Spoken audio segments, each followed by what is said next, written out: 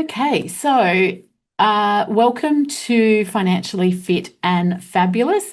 I'm Jen Richardson. For those of you who don't know me, I'd like to thank you all for coming along. It's such a good thing when women want to control and get control of their own money and their finances. Any comments that you have along the way or questions you have, please pop them into the chat. I'll answer them as best I can during the chat, but at the end of the webinar, I will leave much time as you want. As I said, we can come off camera and you can ask me any of those questions. It won't be in the recording. So if you're watching this on the recording, you will not see those questions because I have done that off the recording so that people are protected for their anonymity. So let's get started. There's a lot to cover. I will try to keep this to the 1 hour. I just get a little bit carried away when I do some of these recordings and talk about money. So I will try to keep it as best I can to that. So I'm just going to share my screen. Just bear with me 2 seconds. All right, so you should have the sharing of my screen. If somebody could just let me know. Oops, sorry, I just clicked a button I shouldn't have. Give me 2 seconds. Um, okay, sorry, I'm hopeless when it comes to these things. I think I'm still in it. All right, we can work without it anyway. Okay, let me just have a look where we're up to. So you should see my screen. So if somebody could just pop into the chat if they can actually see my screen, that would be lovely. And then we can get started.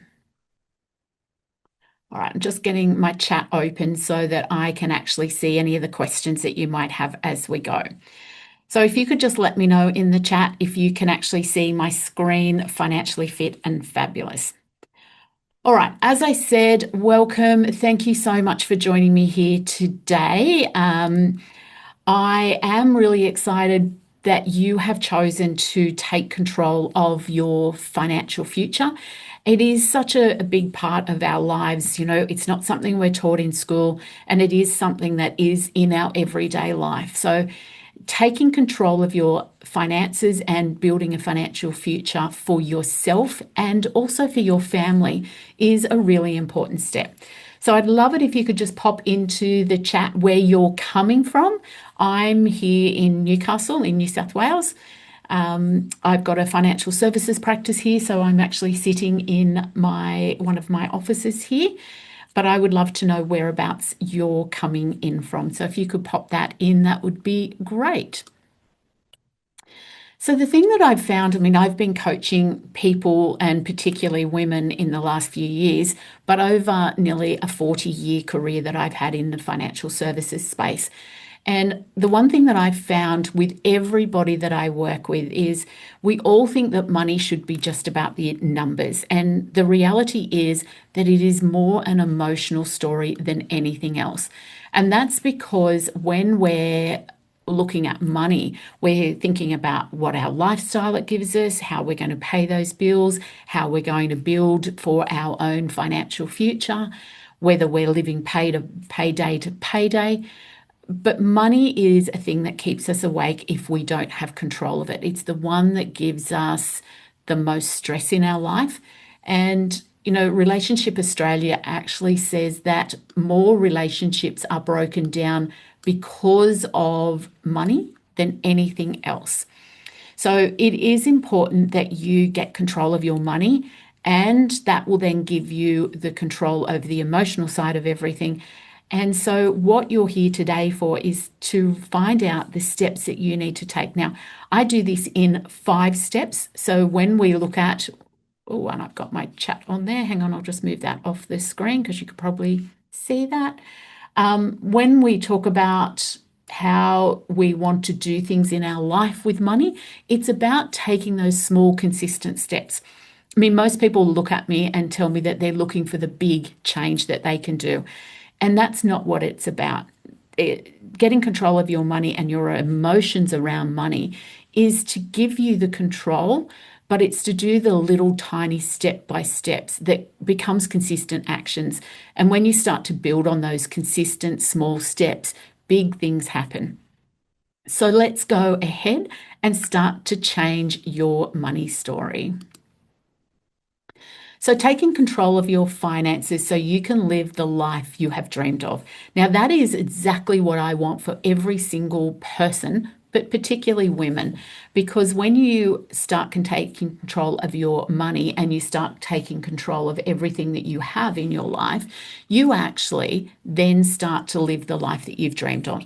So, you get to retire when you want to retire, you get to do the things that you want, whether that be going on holidays, whether it be going out for brunches or, buying the clothes that you want to buy. But taking control of your finances is what gives you the ability to actually take the life that you want, not just the one that you have been given or what you can afford. So in today's masterclass, we're going to cover off on 4 things. The first thing is we're going to look at your money story. And this is the one thing that most people, when they want to take control of their money, is the one thing that they don't do, because your money story is how you act, feel, and behave with money. And so it would be a little bit like trying to take control of a car, but then not looking at whether there's fuel in there or whether the tires are pumped up and all of those sorts of things. So your money story is the first step that we always do when we're trying to take control of the money. The second thing that we're going to look at is the goals and how you set goals that are actually achievable. Now, there's more to setting goals than just going, I want X. It's about putting things in process, and I'll go through the step by step of that with you. I also want to cover off why why setting a budget is important. Now, I'm a little bit different to most money coaches in that I don't call it a budget. I actually call it a spending plan, because budget has a really negative connotation. And so when we start thinking budgets, we automatically think that we're being deprived of something. But when we start talking about a spending plan, we take a very different viewpoint. So when we start talking spending and how I'm going to spend my money, it becomes a lot more reasonable for you, and it becomes something that you want to do rather than what a budget is as a restrictive. So whilst I've said that we're going to set a budget, or we'll go through the process of how to set a budget, it's not actually a budget, it's a spending plan. So how you're going to spend your hard-earned money. And then, of course, at the very end, I'm going to give you an introduction to my course, My Money Makeover. So that is the one thing that I teach, how to do all of the things that we're going to go through today. All right, so by the end of our time together today, we're going to learn how to put a foolproof budget in place, set meaningful goals, and stop stressing over money. So I'd love to see a thumbs up in the chat box if you're wanting to find out how we do all 3 of those things. We'll actually go through 5 steps, but they're the 3 bases of all of it. So you'll love this if you're earning good money, but you still feel stuck. If you're tired of money guilt, and we know the money guilt is the biggest thing that weighs us down. So that guilty feeling when we go and buy ourselves a new dress, or when we forget to bring our lunch and so we buy our lunch, or buying coffees, and all those things that social media and society tells us that we shouldn't do is not the case. What's good for me and my life is very different to what is good for you and your life. And the spending plan that I teach inside My Money Makeover is about finding out how to actually live the life that you want, not the life that somebody else wants, or what you think society is telling you what to do. It's also for you if you want to start living a debt-free life, but to still have fun. I mean, nobody wants to pay down your debt and actually not live or do anything. So what I teach is around being able to do whatever it is that you want to do, but it's about creating what is your priority in life. And your priority might be very different to my priority, and your girlfriend, your sisters, your colleague. It will all be different.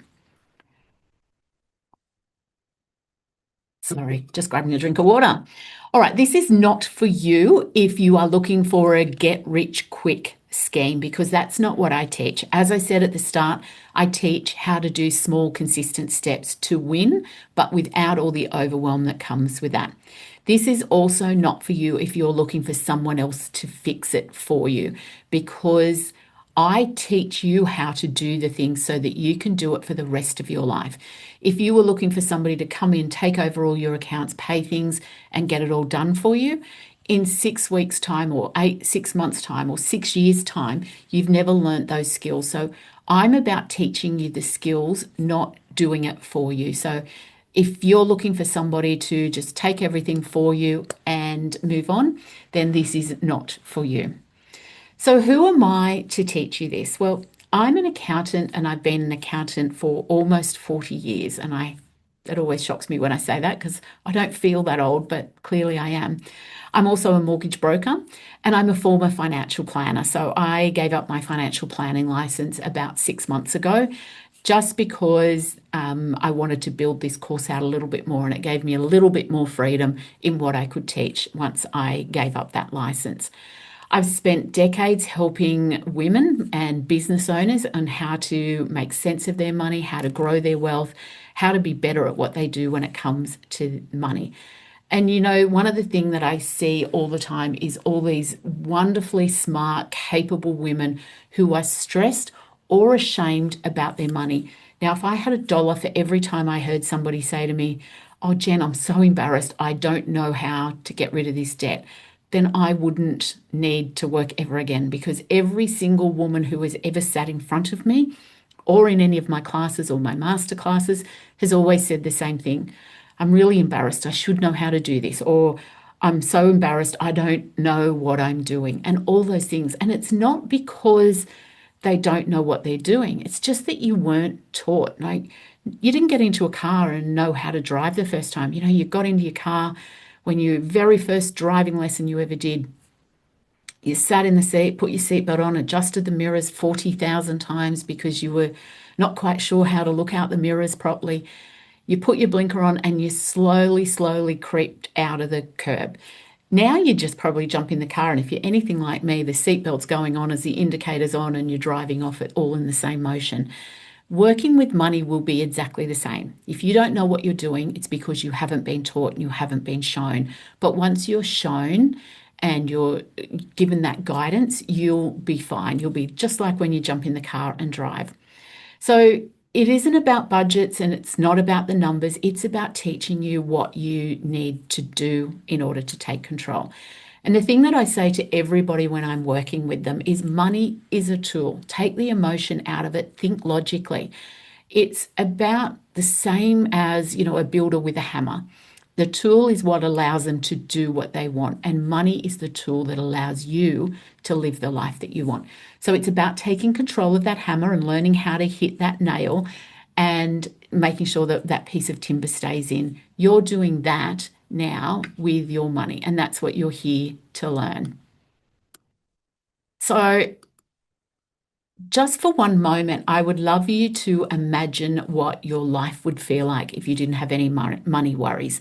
So if you woke up one morning and just went, "I can buy my lunch today because I don't feel like making it," or "I can say yes to that weekend away with my girlfriends," or "I can go on holidays," or "I can cut back my hours that I work." Imagine what life would feel like. So I want you to imagine that, because when you can imagine something, it gives you that ability to make it happen. So we say to the kids all the time when they're quite young, you can be whatever you want to be as long as you just know what you want. And that's the same thing with your money. If you know what you want, that's part of the goal setting that we'll do in a moment. But it is also about living that life in your head first. And of course, the emotion side and the believing comes before the action. So I would love you just to turn off all your distractions. As I said, I will try to keep this to the 1 hour. If you do need to go at the end and I have gone a little bit longer, feel free to reach out to me later if you have any questions. So I just want to do a quick check-in in the chat box if you could. I'd love to know whether you're one, two, or three here, or ABC, it doesn't matter. Are you lost and need some help? Are you managing okay, but you want to speed things up? Or are you feeling really good about what you're doing and you're just here for the inspiration? So I would love it if you would put either an A, B, or C in the chat box so I can see where we're up to. I just also want to do that so that I'm just getting my chat box here where I can see it. So I want to do that so that I can actually see where that I'm covering off what I want to cover, because I don't want this to be just another webinar or masterclass that you don't learn anything from. This is really important to me, that you do actually learn something. So I would love it if you could put A, B, or C in the chat box for me. All right, so let's get into the start of the class. So women still earn less than men, and that's just a universal fact. That it's called the gender pay gap. What the gender pay gap is, the average woman's wage compared to the average man's wage. Sorry, I'll say that again. It's the average woman's wage compared to the average wage of a man. Now, every single occupation in Australia has that gender pay gap. And that's even in occupations that are majority ruled by women. So, of course, the average is the total wages divided by the number of people in that group. It can be for lots of reasons. It can be because women are working less hours because we do a lot more of the family caregiving. So whether that be our children or our parents. It can also be because women are not in quite so high managerial roles. But even when we compare women and men in the same sort of roles, men generally will have a higher wage. Now, this isn't talking about a wage for men and women doing the exact same job, because that's actually illegal in Australia. So if you're a plumber and you're a female, and you're a plumber and you're a male, you cannot be paid less for doing the same job, the same hours, and the same tasks. That is illegal. What we're talking about is if we looked at the plumbing industry as a whole, what the wages for women are compared to what the wages for men are, or in the childcare industry, what the wages for men are and what the wages for women are. Men still have the majority of executive roles. Men still have the majority of the higher income roles and the management type roles, and that plays a part in the gender pay gap. The flow on from the gender pay gap is not only that we have less income on a week-to-week basis, it means that our superannuation, which is based on our wages, is also less than men, and that is called the super pay gap. Now, I'll go through a statistic a little bit later on the superannuation, but rest assured that every single age group in Australia, men have more superannuation than women. And the biggest one is actually the 50 to 55-year-old women. So it is important that we get control of our income and our wages. So how long is it estimated before we actually close the superannuation pay gap? Now, all the government agencies that look at this say that it's actually going to be another 21.5 years before that gap is closed. Now, that means that a little girl who is born today will be 21 and a half years old before her wage is the same as men. And that means that if she starts work at 18, she will be working for 3.5 years before she gets equal pay to the male counterparts. Now, that years hasn't changed for a long time. You know, it used to be 24 years, it came down, it sort of hovers around this. So I know governments are doing a lot to try to get this to change, and employers are trying to do this as well. But we really need to take this on ourselves as women to close the gap. So this is the superannuation statistic stuff that I was talking about. So women still retire with less money than men, and that's as partly of a consequence of the gender pay gap. It's also partly of a consequence that we take a lot more time out of the workforce. So, you know, when we have a baby, even if it's only 12 months, we still take 12 months out of the workforce. Now, if you have 3 children, that's 3 years you've taken time out of the workforce, time out of your superannuation. It also means that women tend to be the caregivers of their parents when they're elderly. So we will quite often work more part-time hours than men. And that's in the early years when we're raising our children, as well as in the later years when we're caring for our family members. So women have significantly lower balances than men, and the recent data shows that the gap between men's superannuation retirement income and women's retirement income is somewhere between 25 and 39%. So women are retiring with 39% less in superannuation than men. And of course, that impacts how much we have to live in retirement, particularly if we are separated or single. We don't have our partner to help subsidize that income. But also, the other side of it is not only are we retiring with less money, but we actually have a longer life expectancy than men. So we're retiring with less, but it also needs to last us longer. And this is why I do what I do, because I want women to start to build their superannuation, start building their retirement savings, whether that be into investments, into your superannuation, into savings accounts, into anything that starts to build your own wealth ready for retirement. Because in all the years that I've done this, in all the years that I've done financial planning, I have never once had a single person say to me, "Oh, I've retired with too much money." So, this is about you putting strategies in place to live your life now, but also to start to build that retirement savings so that you can live the life that you want in retirement. So, why is it important to have control over your finances? Well, I mentioned earlier that one of the biggest causes of relationship breakdown is money and the stress that's around money. So, if you can remove money stress from your life, then you remove some conflict from your life, you remove the anxiety that comes with money. You can then have better conversations with your family or your partner, your children around money. And it also then gives you the control over where you're spending and building that wealth that you need for retirement. So, why do smart women stay stuck? Now, people will often say to me that, they don't have enough brains to do this or they don't have that.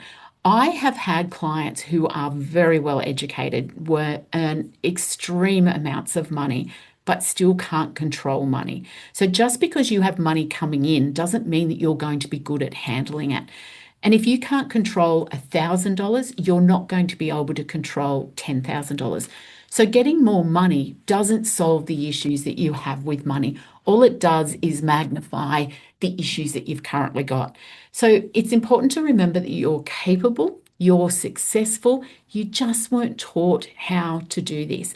And I learned this because I've got a university degree in this area of the world, but also because on a day-to-day basis, I work with money day in, day out. Now, come hell or high water, I cannot do hair. I have boys, so thankfully I didn't have to get boys.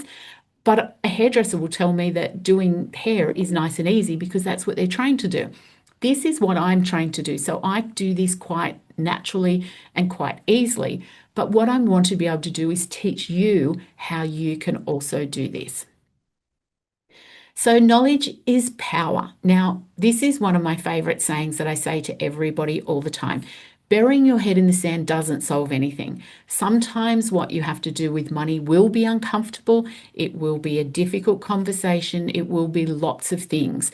But finding out that knowledge is the power over creating your money.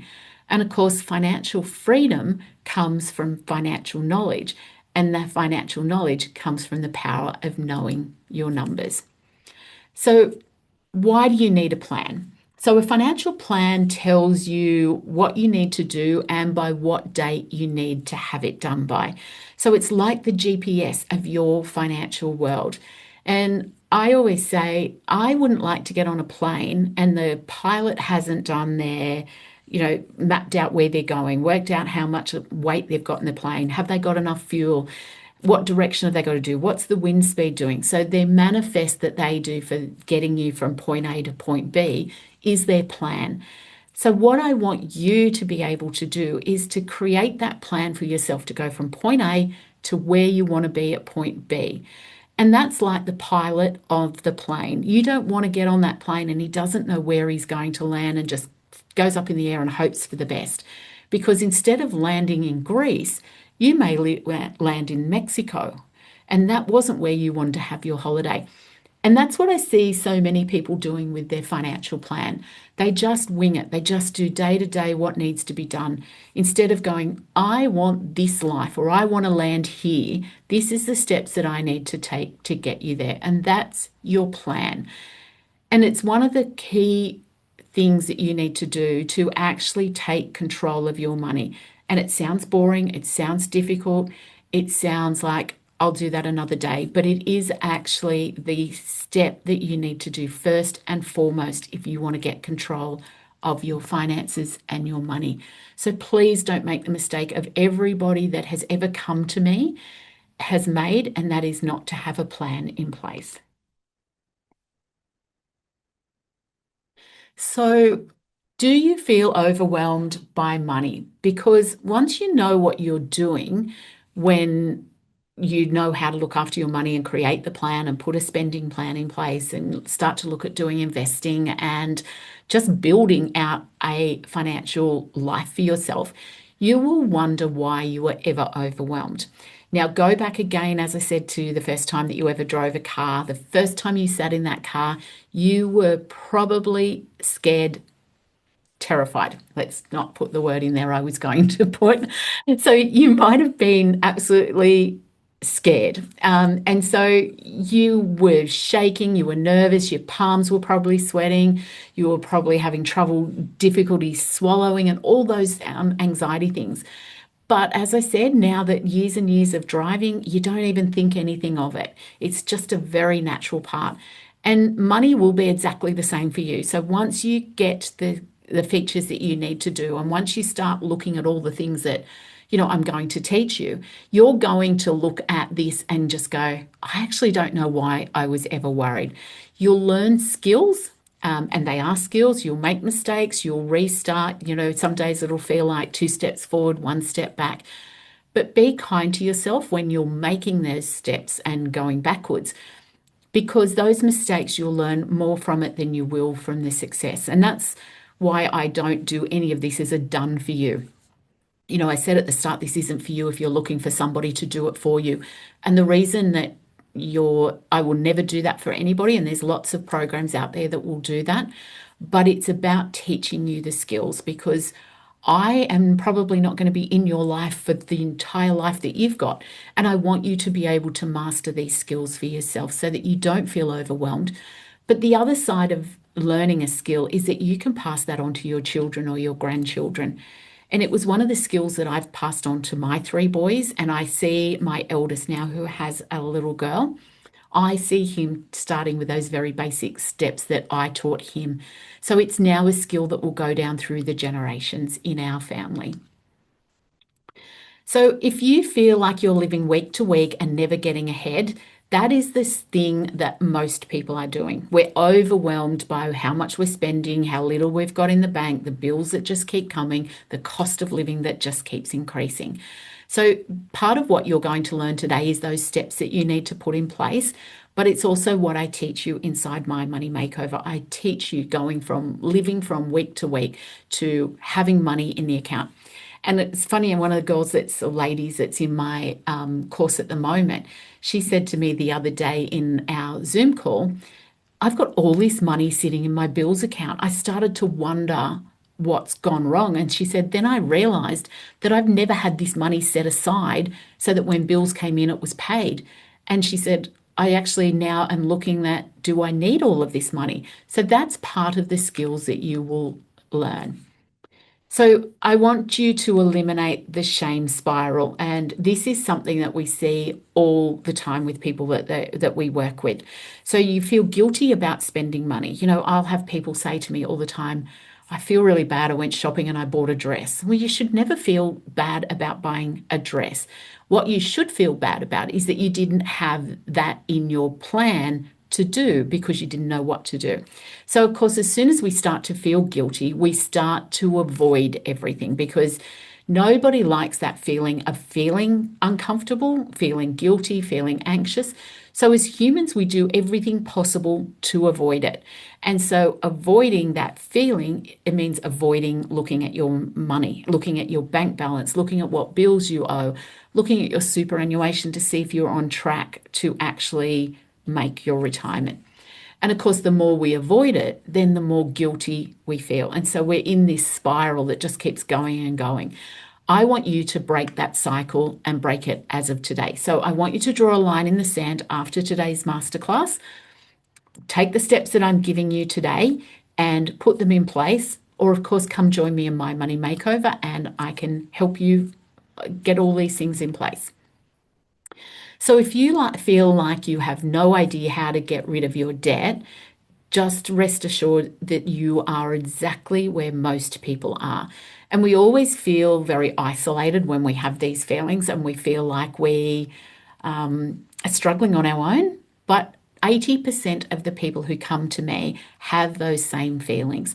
Some people come to me and they don't feel guilty about it. They might have their debt under control, but they just don't know how to build their super. Or they might have their spending under control, but don't seem to be able to save anything. The feeling that you have that you just can't get rid of debt is a normal feeling, and it's part of what we do because everything that we do now is so expensive and it is something that we really struggle with. So I would love if you would put in the chat box if any of this is resonating with you, a thumbs up or anything. Could you just put a comment in the chat box if any of what I'm talking about is how you're feeling? So have you ever thought to yourself, I have no idea where my money goes, or said these words, which everybody says at some point, oh my God, how am I going to pay for that? And we actually call our emergency fund inside My Money Makeover your OMG account because it is the thing that everybody says. And I'll put my hand up. I've said that and we've had, as a family, we've had a really expensive 6 months or so. My husband's had a couple of operations.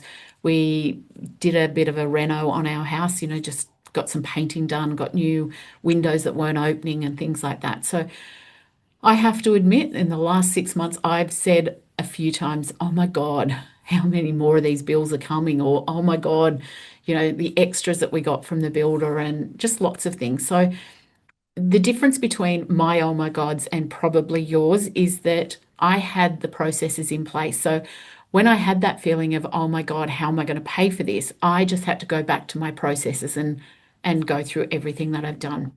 So it's about the knowledge that I have, and that's what I want to pass on to you.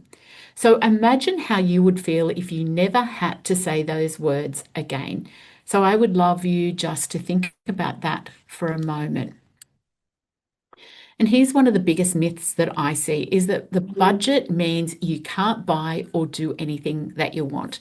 And that's why I said to you at the start, I like to call it a spending plan, not a budget, because a spending plan gives you permission to spend your money. It also gives you permission to spend it how you want. Whereas a budget, as I said, has that real blocking effect and you think that you can't do anything because you'll break your budget. So I believe that given the right tools and guidance, every single woman can have enough financial knowledge to put a plan in place and take them from where they are now to where they want to be, to live the life they dream of without financial stress being a factor. Now, if I can get every single woman that I ever work with to believe me on that and put in place the things that I teach, I will die a very happy woman.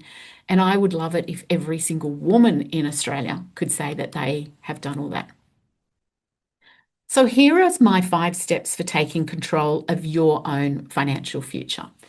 So the first step that you need to do, as I said at the start, is to think about your money story. So how you think and act with money will dictate the success that you have with it. Now, your money story is the story that you grew up with. So our first classroom was actually our family. And so our money story is how we think, act, and feel around money, how we are prepared to give money. So, do we donate or do we not? Do we hang on to money because we're scared that it's going to go? Or do we give our money a job to do? So your money story dictates the success that you will have with money. And it's important that you dig deep and think about what money means to you and how you feel about money. Do you make the comment of, I'm hopeless with money, or I'll never be good with money? Money wasn't meant for people like me. Or do you say to yourself, I have control of money and it does what I want it to do? And money is a tool that I can use to build my own wealth. So we grow up in households where our family, we take everything for them. We take our types of food that we like, our hobbies and our attitude. Not too many people grow up in a house, for example, that doesn't like sport and the kid loves sport. We tend to do what our environment does.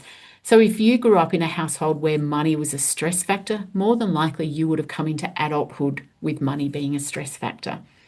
Now, it doesn't mean that it is set in stone, and you need to look at your money story so that you know where you start from. So, your ground zero is, do I have a good relationship with money, or do I need to work on that relationship? Is money something that I have control over, or is money something that has control over me?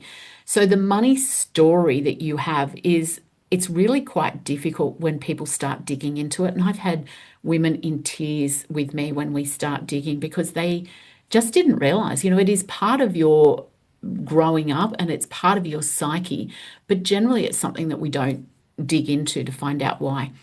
Now, I always talk about there's two types of households that you'll grow up in, either a noisy or a quiet household. I grew up in a quiet household, but that doesn't mean that it wasn't healthy or not healthy. A quiet household can be very good with money, but just not talk about it. So in my household, like what was typical at the time, my dad looked after all the money. My mum had nothing to do with it. My dad paid all the bills. There was no discussion whatsoever about money. I wouldn't have known how much things cost. I didn't know whether, how much we spent on holidays. There was just zero discussion, but no arguments either. You may grow up in a quiet household where there's no arguments, but you saw it through what you lived, that there wasn't enough money. So it could very well be that you might have come home from school and wanted to go on the school excursion, and your parents have just said to you, no, you're not going. There was no discussion. You still had a negative viewpoint of money because there was never enough money to go around. I grew up in the quiet household where, we weren't wealthy. My mum and dad struggled like a lot of people. Mum and dad only paid for the essentials. And I grew up with quite a negative money story because there was never, we weren't poor, don't get me wrong. We could do the things that needed to be done, but there was no extras.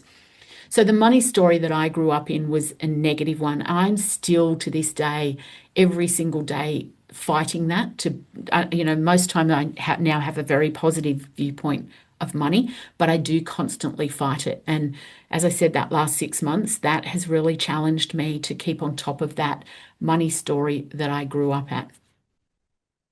So if you believe you can do it, it will happen. And this is the money story that I want you to change, because if you tell yourself that you're hopeless with money, you'll never have any control over money, well, it becomes a self-fulfilling prophecy.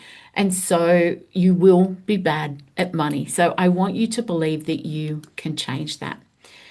So changing your money mindset is, as I said, it's about digging in deep to find out what your mindset is, what your thoughts and feelings are around money, what your earliest thoughts are, but then trusting yourself and being true to yourself that you can change that thing.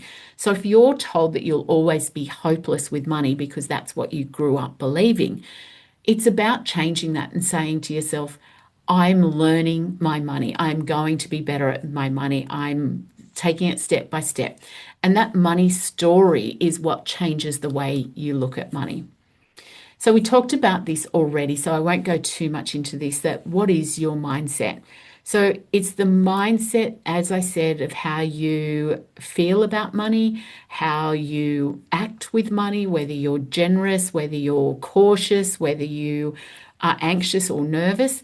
And it is a subconscious thing. It's just like everything else that you have, and it is deep rooted into the way that you grew up with money. So it's about your approach to spending, your saving, sharing, and investing in your money.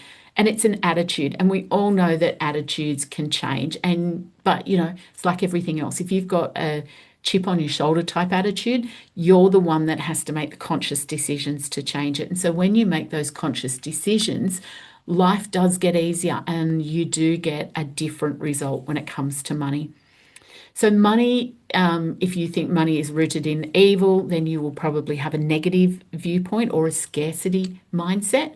If you believe that money is a tool for you to control, you'll have a more positive viewpoint or what we call an abundant mindset.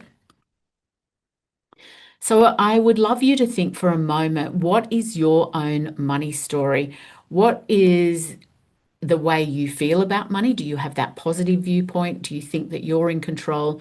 Or do you think that money controls you and you might have that negative viewpoint? Was money an argument when you were growing up, or was it something positive? So there's two types of mindset. The first one is scarcity, and the scarcity is where you believe there's never enough money. Money's only for the wealthy or the people who have a skill that they were born with to look after the money. Scarcity is also where you will overspend because you believe that money's the root of all evil. Money doesn't grow on trees. Money's there to be spent. You can't take it with you when you go. So that's the mindset that really needs to change so that you take control of money. And what we all aim to have is an abundance mindset. So an abundance is where you have a positive viewpoint. You believe that you control money, not the other way around. That money is there to give you what you want in life. Money is a tool to give you the life that you want. There's plenty of money to share. Money is something that you have control over to give you the life that you want. Most people are a little bit of a mixture of both. So, as I said, I started off and I grew up with a scarcity mindset. I didn't start to change that until I was in my 30s when I just went, enough is enough one day. We were living, my husband and I, living week to week.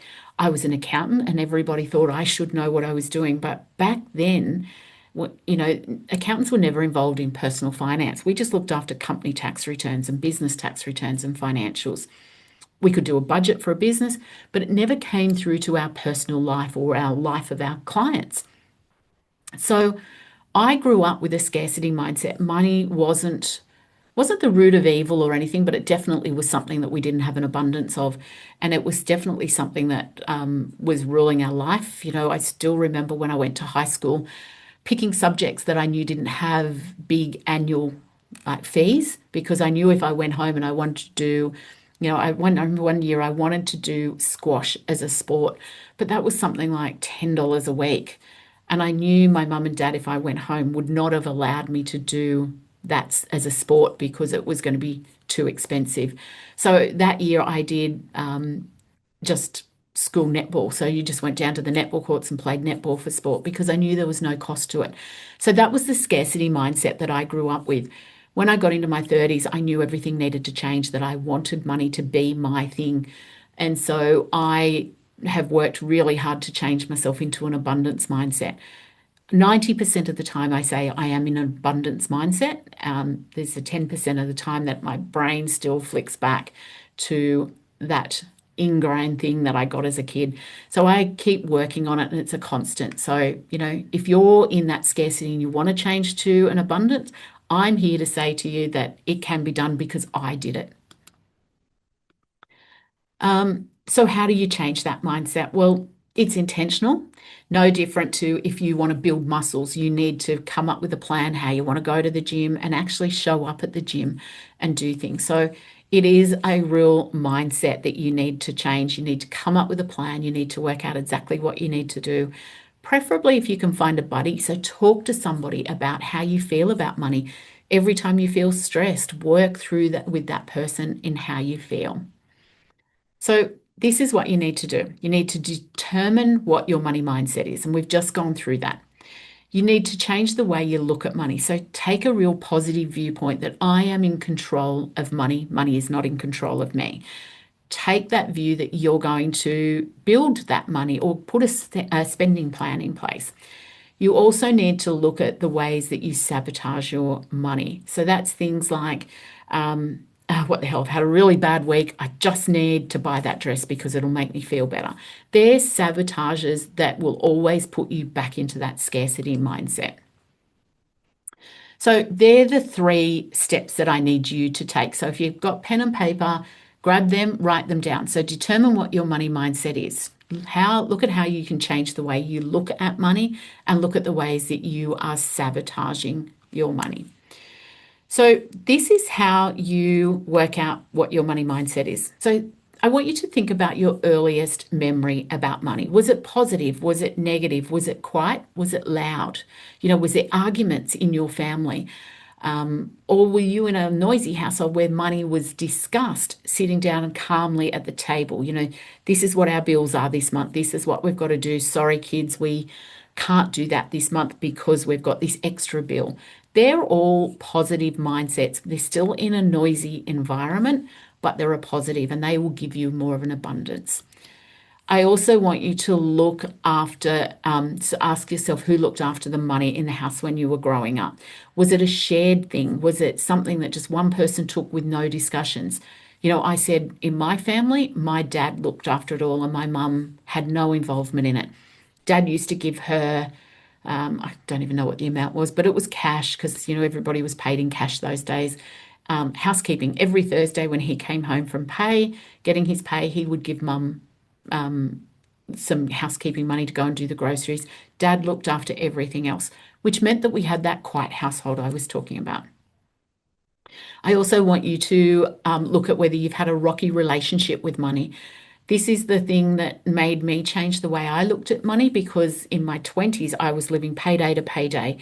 I was actually doing cash outs on my credit card because I didn't have enough money to go out with my girlfriends on a Saturday night sometimes because I didn't have anything in place. And when I got to that stage where I just got sick of it, I just worked out that money was controlling my life, not the other way around. So I had a really rocky relationship with money. And the last one is, do you lack confidence when it comes to money? Most people do if they are having money difficulties, if money is a stress, if there's not enough for, to do things in life, if you're living payday to payday. And I want you to start to think about why it's important to know what my money story is. Not mine, yours.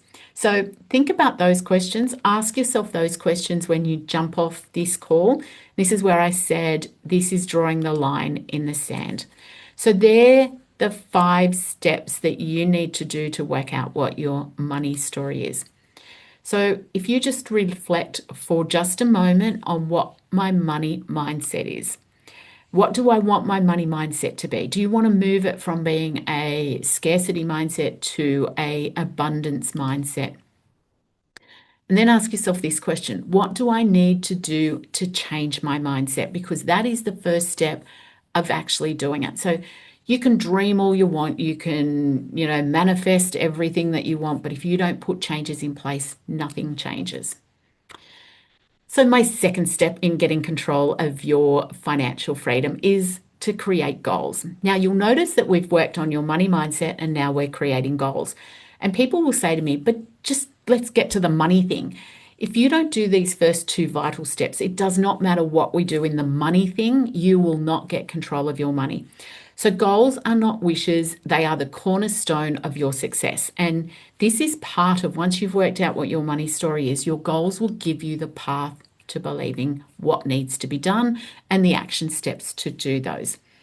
So your goals need to be SMART goals. And we've all heard this, and I'll add another thing, which I don't put on these slides, but it's my 4 Ps. So SMART goals, they need to be specific. So no airy-fairy goals of, oh, I just want more money, because that doesn't give you anything. They need to be measurable. So you need to be able to know that you're working your way towards achieving those goals. They need to be attainable. So you can't just come up with this, I want to be as rich as the Tsar of guitar. That's probably not going to happen. So if you create something that's not attainable, you will give up because it doesn't seem like you can do it. They need to be relevant. So it's no point coming up with a goal that you have that doesn't do anything for you and your life. And of course, they need to be time time bound. So they need to be specific, measurable, attainable, relevant, and time bound. And the reason that you have to have all those is if it's not specific, you can't measure how you're going. If it's not measurable, then you have nothing to benchmark against to work out what you need to put in place if you've swayed off course. They need to be attainable because it's if you come up with this wonderful goal that is impossible to get, you're never going to reach your goal. It needs to be relevant because it's no point having a goal that's not relevant to you and your life and what you want. And it needs to be time bound because you've got to be able to set your little key marks of where you get to. The other four things that I always do is what I call the 4 Ps. So they need to be positive, it needs to be possible, you need to be able to prioritize it. And I've done it out of order and now I can't do the other one. Possible, prioritize, hang on, positive, possible, prioritize, and personal. So it needs to be personal to you. So it's no point having a goal that somebody else has sort of said that you need to do. So you should always have your goals that should be short term and long term. And you'll hear some money coaches talk about being short term, medium, and long term. I never bother about the medium term because I think if you do your short terms and they are the stepping stones to getting to your long term goal. So if your long term goal is to pay off your credit card, you would go, is it specific? Yes, because it's to pay the credit card off. It's not just to pay off money. Is it measurable? Well, yes, because you can see if that credit card has been paid off. Is it attainable? Well, yes, it is, because you've got to pay it off at some point. Is it relevant? Yes, because you want to pay that credit card off to remove your debt. And time bound, you would just say that I want it paid off in 12 months' time or 6 months' time or whatever it is. So that can be your long-term goal. Your short-term goal should be the stepping stones to getting towards that long-term goal. So you should be going, well, if I want to get rid of the credit card by Christmas next year, I need to make sure, one, I'm not adding more to that credit card, but two, by March next year, I want to have a quarter of it paid off because that's a quarter of the way through the year. So that's how you can set your short-term goals. So the reason that we do the short-term goals is because they actually give us those little stepping stones and it seems like we've made it. So therefore we keep going. If you were just doing the 12-month goal for you to pay off your credit card, you might see a dress you really like and then you go, I won't worry about it, because I've still got another 9 months to pay it off. Whereas if you know you've got to get to that goal in that first quarter, you know what you've got to do. The other thing that we always say is to write down your goals, because if you write down your goals, one, they become more relevant to you, they become more personal to you, but also you can't water them down.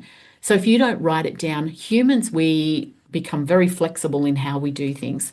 So I want you to write your goals down when you finish this masterclass, what you want to do, your short term and your long term. Remember, short term has to get you towards your long term. And that will actually give it something for you. So put it in your diary, put it on a notepad, put it somewhere where you will see it to remind you. So I get asked this all the time. Why do I need to set goals to achieve financial success? And it is there because goals is what keeps you accountable. It is what gives you the motivation to keep going. And as I said, accountability is the key to achieving your financial goals. So if you don't have something written down, if you don't know what you're working towards, if you have just these airy-fairy goals in your head, then nothing will actually get achieved. So when I work with business owners, I always get them to do a 12-month plan, what their income needs to be, what their expenses are going to be. At the end of every month, they check it off. have they met their income goals? Did they meet their goals for how much they want to spend in their business? And then they can carry that forward. Have they, do they need to relook at it? I want you to be the CEO of your own family business, because when you become that CEO, you will take control like somebody does in their business. So how do I reach my goal? So this is important that you know what steps you've got to take to reach your goal. So you need to be able to prioritize your goal, because otherwise you have so much that you want to achieve. So pick 3 goals. I always say to everybody, never work with more than 3 goals at a time and never work with more than one that is financial, because what you want to do is focus on achieving one thing in your money. Otherwise, you'll be too pulled in other directions. The exception to that, I will say, is if you have a debt and you want to save for a holiday, you can have those as two goals, or you want to save for an emergency fund so that you don't keep adding to that credit card debt. So, no more than three goals, because when we have too many goals, we water down what we want to do. The other thing that I always say to people is have stretch goals. So stretch goals are, just pushing you beyond your boundaries.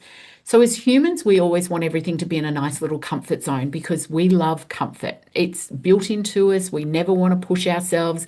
You'll hear people say that they don't like walking into a room full of strangers because they're uncomfortable.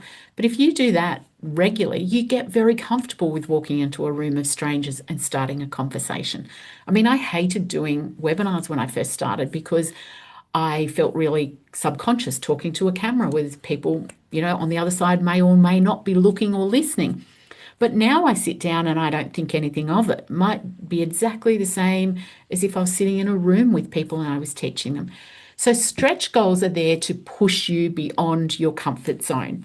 They push you to achieving more than you want to achieve, because when we do our goals and when we don't stretch ourselves, we put it to where we know we can achieve, because as humans, that's what we want to do. So I want you to stretch your goals. I want you to look at accountability. Make sure that you have those things in place for someone to check on you, whether it be your partner, your children, your parents, your girlfriend, or your community that you have somewhere. Now, that can be one of the key things that you might join my Money Makeover for, is because we have a community where I keep you accountable to those goals. So our third step is understanding our debt, because we can never have true financial freedom whenever we have debt, because we're transferring our net wealth to someone else. Now, you'll see you'll hear on, news and things, every 6 months, the banks put out how much money they've made. Every time they announce those, they're always the biggest amount they've ever had, and they're billions of dollars. They don't make money by us not having debt. So they get money. Yes, they get money from credit cards and using credit cards and things like that. So the retailer will pay a fee for having a credit card facility. But they don't make money from that. They make money from people having debts. And so it's important to understand what your debts are. And when I'm working with people, I always talk about the debts. Are they good debt or bad debt? Because the way we treat them is very different. So bad debts are things that decrease your wealth, such as personal loans, car loans, credit cards, buy now, pay laters. Things that increase or are good debt are things that increase your net wealth. So they might be your mortgage, because our house is something that we need, and it generally will grow in time. It could be student loans, so your HECS debts or your trade supplement loans, because they gave you an education which will give you a better income. It could be money you've borrowed to invest, or it could be a residential rental property that you've got. So good debt and bad debt are treated two very different ways when we're getting control of our wealth. So one of the common things that I hear all the time is, I actually don't know where to start paying off my debts. So working out the good debt and bad debt, we've got your two different methods. You've got your snowball or your avalanche method, and we will teach you all of this inside My Money Makeover. So if you need to get on top of your debts, but you're not quite sure where to start looking at one debt first. Now, whether that be the snowball or the avalanche method, and on my website, I've got lots of blogs and things on those two different methods. This is one of the scary statistics. So in June 2025, which is the last of the ABS statistics I could find, debt to income ratio was 1.88 in Australia. So that means for every dollar that we earn, we have $1.88 in debt. Now, yes, a lot of that is because of its home mortgages, but a good chunk of it is also personal loans and credit card debts and car loans and things like that. So June 2025, Australia had $3.33 trillion in debt in Australia. And that's an increase of 6% from the previous 12 months. So our debt is going up. And that can be partly because of cost of living. Our house prices are increasing. So buy now, pay later is another part of that because a lot of people have turned to buy now, pay later because of cost of living, because money's not stretching as far as it used to be, because we're living paycheck to paycheck. So when something goes wrong, we turn to short-term credit. So buy now, pay later is the new credit card debt. It's also psychologically really difficult for us because it plays with your mind, because your mind sees buy now, pay later as the small payment, not the big thing. So I always say to people, if you wouldn't pay the full amount there and then, don't go to buy now, pay later, because when you're seeing that it's 4 payments of $25, your brain reads that it's $25 and that it's a small amount, you don't need to worry. If it is $100, your brain sees it very differently. And that's why buy now, pay later has been so good for the providers and retailers and so bad for us.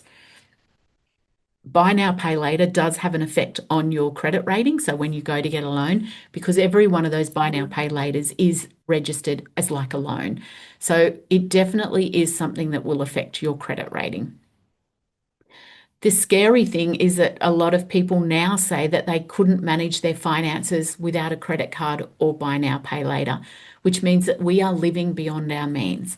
Now, I have no issue if you use your credit card and it is paid off in full, but if you are buying it because you don't have enough money in your savings account, then you need to take control of your spending with a spending plan.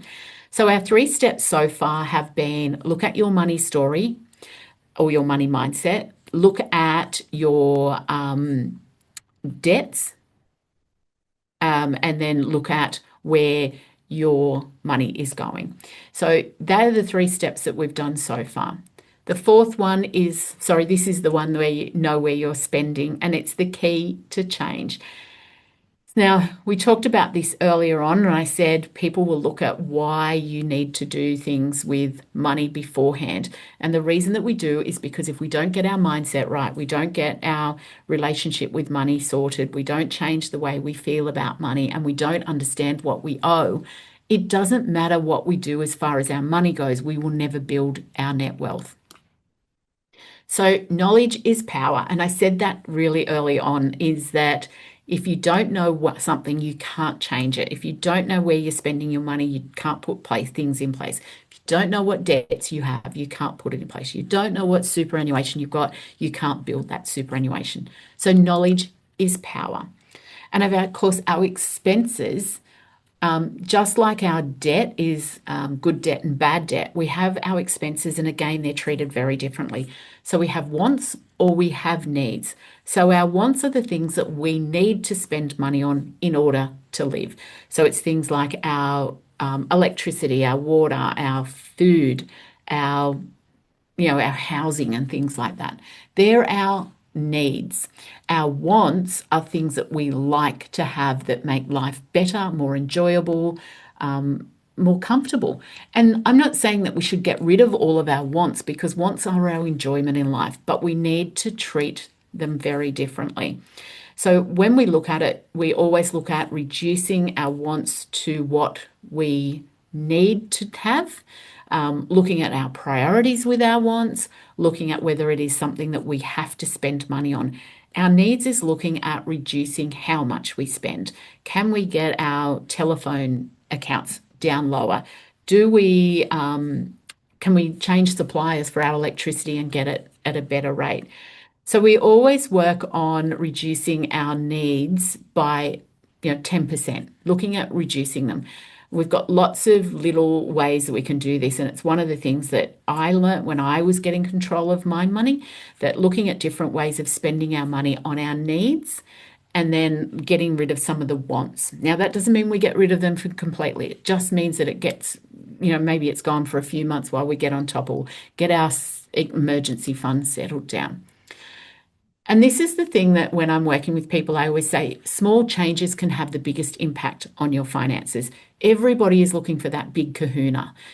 How do I get, and look, media does it to us all the time. We see those insurance ads about the cars. So and so saved $386 on their insurance. You're not going to get those all the time. But if you could save $386 on your groceries in a year, you've done the same thing. And we can all find savings in our groceries. And I have lots and lots of techniques and examples for you inside my money makeover where I go through to find how you can get rid of your grocery bill without impacting what you're doing. And it's just little tweaks to what you're doing. And these will make a far bigger impact. I mean, most people that I work with can get rid of $600 and $700 a year on their grocery bills. So there's lots of little changes, and those small impacts will make the biggest difference. So online shopping can save you money. And when I say this, most people will go, how? And when we're shopping for essentials, it's much easier. There's lots of comparison sites. So if you need, I don't know, a new tire for your car, instead of just going into the local tire place and getting a new tire, you can do that online, get it delivered, and you take your car in somewhere else and they put your tires on. Grocery shopping. Online shopping for grocery shopping is the best thing you've ever do for your budget because you're not tempted by those sales as you walk down the aisles. You're not tempted by the really nice things like the Tim Tams that are on the end aisle. You're not tempted by things that you don't need because when you're shopping online for groceries, you're not caught by what the marketers are doing. But online shopping can also make you spend more. Now, online shopping for clothes and shoes has the disadvantage that if you were in a shop and you were trying to carry, 3 dresses, 2 handbags, and a pair of shoes, you would probably struggle and you feel the weight of it in your arms. And that's your brain then saying, oh boy, we've got a lot of stuff here. When you do it on online shopping, like for those things, you're just adding it to cart. So you don't see it. You don't see it piled up. You don't see anything. So that's where you can spend more. And of course, when you check out, they always go, other people also bought, and then you get a bit of FOMO. So the 5th step is what we do, and this is talking about your spending plan or what is called budgets. So there's lots of different spending plans. There's ones where you can do the 30-20-50 rule. There's the 70-20-10 rule. There's lots of them, or there's the zero-based budget. Now, each of them will be different. They all do the same thing. So as long as you do one form of those budgets, I personally love the zero-based budget because I believe that you always should be telling your money where it should be spent. The thing I don't like about the other budgets, the percentage ones, is it doesn't force you to look at where you're spending, whereas a zero-based budget does. Now, a zero-based budget is more work, no doubt about it. But it's only work initially. So yes, you've got to put something in, but when you're motivated to change the way you are with money, you're motivated to put a spending plan in place, you're motivated to do lots of things, do the hard yards then, put it in place, and then you don't need to do too much.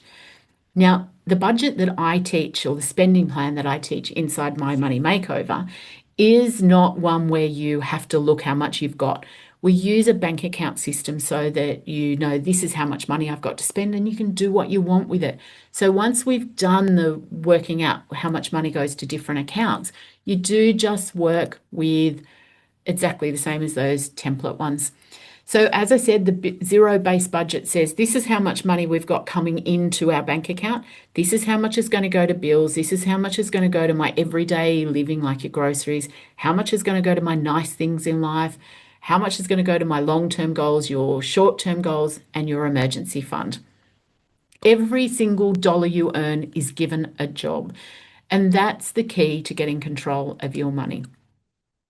So this is the template that you get inside My Money Makeover. So I just want to show you what it is. So it's not sitting down with an Excel spreadsheet. It's not sitting down trying to work out everything. Basically what we do, and you go through and you just work out what you spend on your rent or your board. Is it paid weekly, monthly, fortnightly, quarterly, or annually? So everything has a drop down. You just put in your amounts and then it works out exactly what you spend. And if I just go back to this bottom bit down the bottom in pink then tells you what accounts the money needs to go to. So this is the budget tools that you'll get inside My Money Makeover. Then we put the money into a banking system. And this is the banking system that we have inside My Money Makeover. So the money all comes into one bank account. And it's what we call the honey house. The day after payday, you set up automatic payments. So you do everything here automatic. It puts money into your everyday spending account, into what we call the Queen Bee, which is our nice things in life, to your OMG or your emergency fund, your long term and your short term. All your bills are paid out of the honey house. So that's your regular ones like your mortgage, your rent, insurance, your car rego, your council rates, water rates, electricity, all those things come out of there. Your everyday spending account is where all of your everyday spending does, and it's designed to go payday to payday. If you have anything left in that account, I've got there that we get you to put it to the Queen Bee. For some people, it's not. For some people, they want to build their long-term savings because they might want to put more into super or more into investments. Other people, it might be building up your OMG account. And that is the beauty of what we do. Everything that you do in My Money Makeover is designed for you and your life and what you want from your life. So this is one of the ladies that had done my course, and Glenda separated from her husband. Her husband had always looked after her money. And so she said to me after it, I wish I did this course when her husband and her separated, because it would have made things so much easier, because she had to go back and relearn how to do all these things. So budgeting can be hard if you don't have an interactive tool. But of course, inside My Money Makeover, I give you all the interactive tools that you need. You don't have to redesign everything. You just have to plug and play, and that makes it really easy for you. The thing that I always fight against people in every concept that most people have is that a budget does not mean you miss out on the fun things in life. What a budget does, or a spending plan, is makes you determine what is a priority to you, what is important to you over what is not important. You know, if you want to go have lunch with your girlfriends every single Saturday, that's fine. It goes into your spending plan, and all you've got to do is work out what you are prepared to lose so that you can still do that. So for me, I was like most women, my superannuation was a long way behind what my husband's was. And so a priority for me over the years has been to build my superannuation. I made a decision that to do that, I was quite happy to go without something, because my superannuation was more important to me than those other things. So the banking system that I showed you earlier, that was there to keep things under control, because you've only got what's in your account. So if you've got, $222 in your spending account, that's all you can spend. So it's a bit like the envelope system that our forefathers used to use. So our grandparents, or even my parents, would come home, and when they got paid in cash, they put so much into an envelope. So much was for groceries, so much was for their bills, so much for holidays. That's what this banking system that I've developed does, and it makes sure that your spending is under control. You should review your budget regularly and keep making changes as you learn. So that template thing that I gave you before, if you're not having enough in your week-to-week spending, you go back to that and work out where you can shuffle your money. You never have to go back and start again, but you just got to keep tweaking it. And those regular changes is what keeps you in control. Because otherwise, what happens is people will do a spending plan or a budget, and it's not working. So they just go, this doesn't work, and throws it out. It's not that it's not working. It's just that you haven't tweaked it to get it right. And of course, if things go up, you need to tweak your budget. If things go down, you need to tweak it. So reviewing it regularly is the obvious thing. So here is the obvious question I get asked all the time. What will I get from My Money Makeover? Well, this is what you're going to get. You've got two choices. And this is a saying I say to my kids, everything in life is you only ever have two choices, a choice to do something or a choice to do nothing. Doing nothing is still a choice. It's a choice that you have made that you will stay where you are, that you're not going to change anything. So you can stay confused, you can never get ahead, you can continue to live week to week, or you can follow a proven roadmap. Now, what I teach inside My Money Makeover is the roadmap of what I've done. It's what I've used with all the women in my course. It's what I've used with my clients here in my financial services practice. You can take control over your money and you can remove money stress from your life. So you have a choice. You can have that, or you can have the proven roadmap. So it just depends whether you want to stay where you are or whether you want to remove money stress from your life, whether you want to get ahead, whether you want to do everything. So I'd like to invite you to My Money Makeover. Now, I'm just about to put a link in the chat box for the registration. If you're watching this on the recording, we will put it in the email out to you. So I have just put the registration for My Money Makeover. So if you want to join me, come join me there. You will get everything that I have used myself to get ahead financially and everything that I have done that changed me from the scarcity to the abundance mindset. So you'll get my plug and play budget tool. So you can just pop everything in there. You'll learn my secrets to paying off your debt quickly.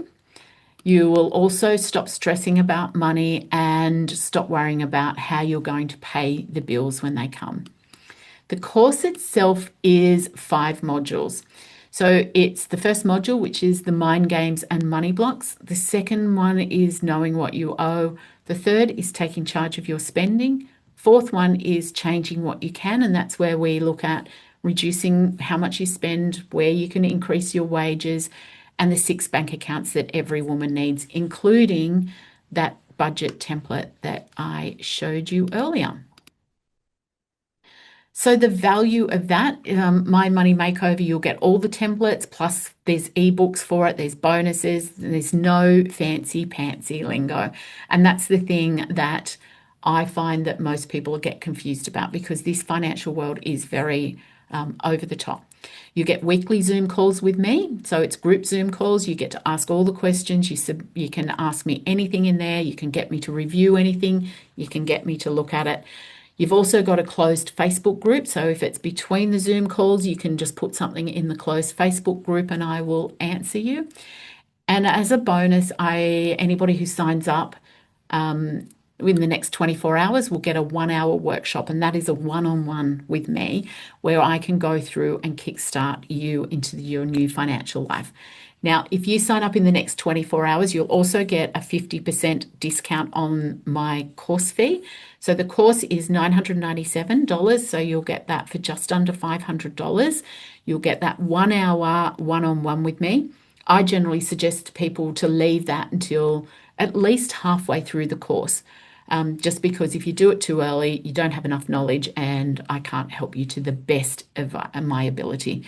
So that is 2 bonuses that you're going to get in the next 24 hours. So if you don't sign up in the next 24 hours, those 2 bonuses will disappear. So that's everything that you are going to get. So having me for an hour every week in a Zoom call, plus the 1-hour workshop, plus all the other time that you get me. If I was to bill that to somebody individually, leaving aside everything else, I would probably bill my clients $10,000 for that. Normally I charge $330 an hour for a one-on-one consult with my clients. If I'm doing coaching, I charge $550 an hour. So it's very easy to get to a $10,000 value because you're going to get my time pretty much one-on-one. So if you think that paying, just under that $500 isn't good value when you're going to get well and truly over $10,000 in value, then you are going to stay stuck where you are. So here's my guarantee to you. If you do the work and you haven't saved the cost of the course, all you have to do is show me that you've done the work in the course and I will gladly refund you your money in full. So you're either going to save the cost of the course plus more by doing things, or you're going to get your money back if I can't save you the money. I can assure you nobody has ever done that guarantee on me because I've always been able to save them well and truly the cost of the course. So you're here because you wanted to take control of your financial future. So it's no point watching this masterclass and not doing anything. You can put everything that I've shown you in place, or you can come and join me and let me be your accountability buddy. So here's the objections that I hear all the time. I can just Google it. Why can't I do that? Well, you can, but Google doesn't give a response. It just gives you an answer to a question that you asked. It doesn't determine if you've asked the right type of question. It doesn't know how to help you if that doesn't help you. The second thing I hear people say all the time is, my friend is really good with money. He or she can help me. I don't know too many people that are going to sit with your stuff and help you on a week to week basis and do everything. Also, when you start talking money with friends and they don't help you, it becomes a conflict, and nobody wants their friends to be part of a conflicted relationship. And this is the other one, and it's the one that my mother actually said to me when I started this. Why would anybody pay to get help on how to not spend? And that's like saying that, why do I have to buy petrol for my car? This is about spending so that you have skin in the game, so that you are committed to making changes in your life, so that you can actually take control of your money. So paying to get help is what will give you the help. And it's like, I guess, saying, why do I have to pay for a doctor to get my health fixed up? So it's all about making sure that you have it accountable. So you can Google it, but you won't know if you got the right answer. You can ask a friend, but that might end up being a conflict amongst your friendship. And why should you pay for something? Because you've got to have some skin in the game. There is a cost to building anything, a cost to getting ahead, to knowledge. And so if you pay that small amount of, it's just less than $500 if you sign up in the next 24 hours, you will actually be far better off in 12 months' time than you are now. So the common mistakes that I see people do when they are looking after the money on their own is that they go too extreme. They go all or nothing and then hate it because they've got no life. They're living without coffees, living without getting any takeaways, living without, going and buying their lunch. Then when it gets too hard and then nothing happens and you burn out and you go back to where you were before. And I always say that's a bit like the crash diet. You can't live without carbs forever. And so what happens is we come off it and we eat more food.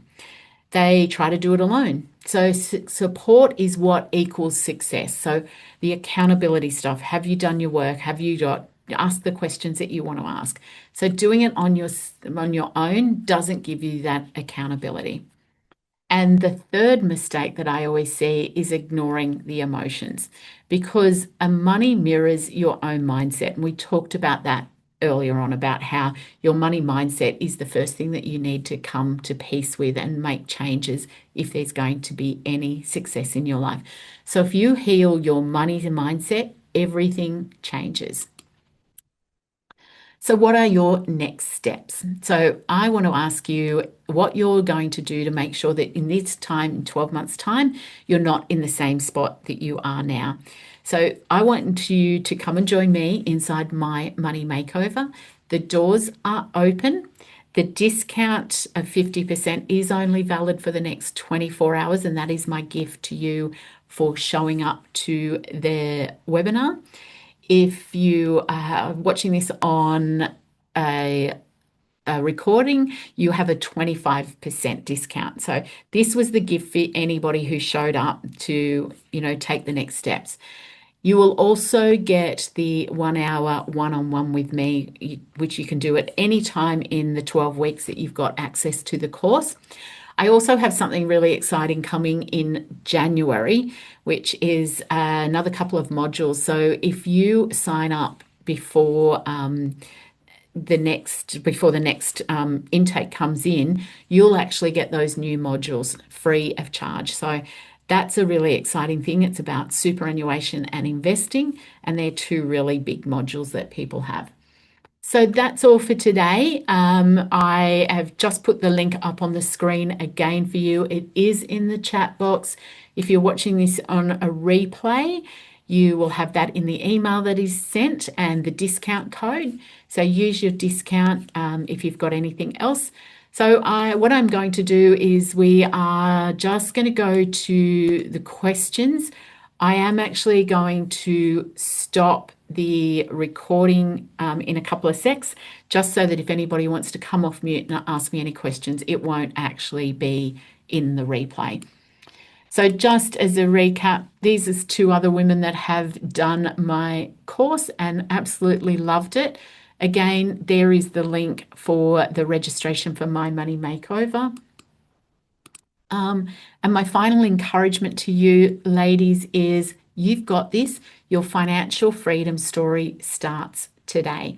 So I am just going to stop the recording and then we can ask any questions.